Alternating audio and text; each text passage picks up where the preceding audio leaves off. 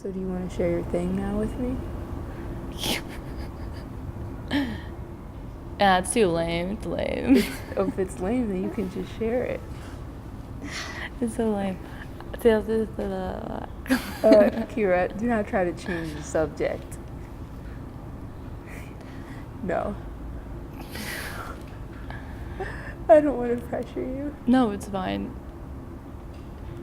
That's the problem, is that we are in this culture where it's like I feel like we're just not supposed to talk about these things. These things have a way to unspeak themselves. Like my angry is Serena and Venus that blazing October day when the president of the Russian Tennis Federation called them the Williams brothers. Said, it's scary when you really look at them.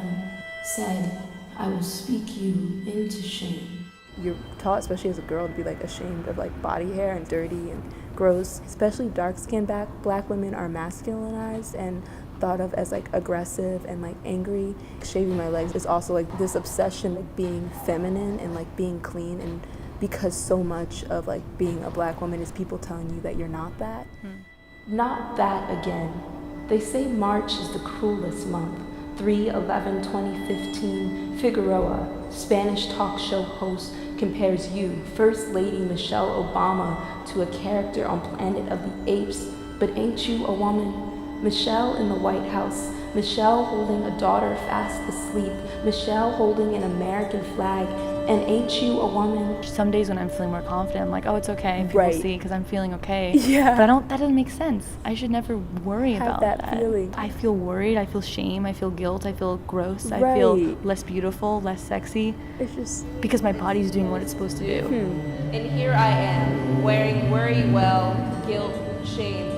Sorry then was just a sweeter loneliness.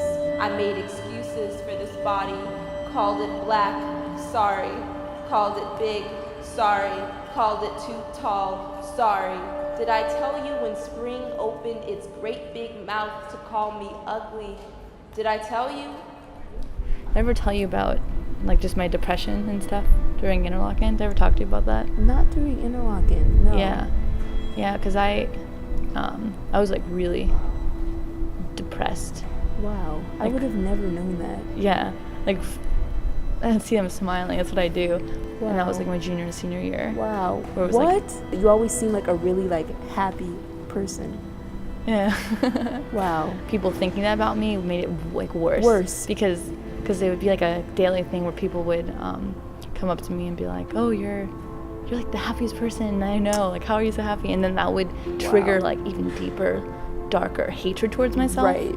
Because then what it would make me feel is guilt, because I was for not living up to like that. feeling like I was a fraud almost. Huh. I'm not in that state right now. You know, I'm not in that place. Yeah. So it's almost hard for me to remember when I'm going through it. I am in a completely different world, like a different universe.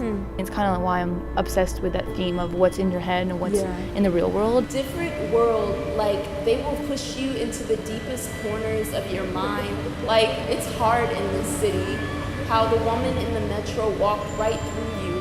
How if you weren't there, the black woman would have had to lug her baby stroller all those flights of stairs. How every time they kill you, it looks so small.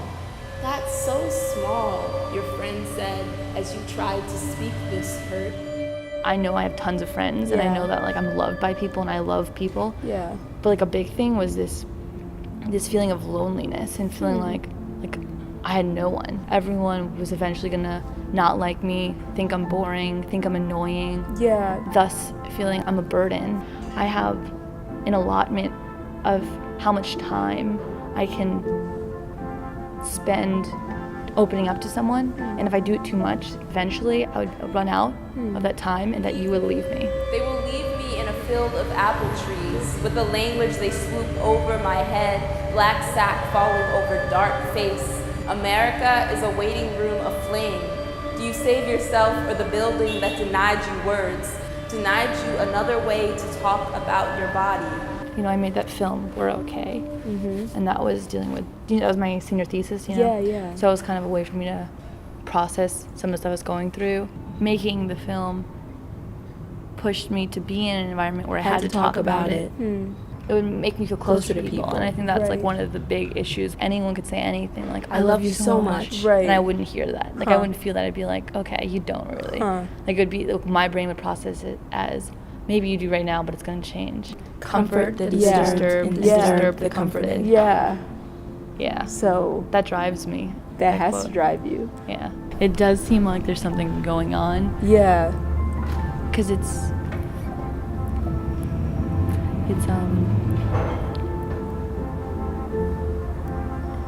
hard to get past. Are you okay? I think it's okay that we're. I think it's okay, but do you feel okay with talking that closely to the window? I mean, yeah. It's gonna change.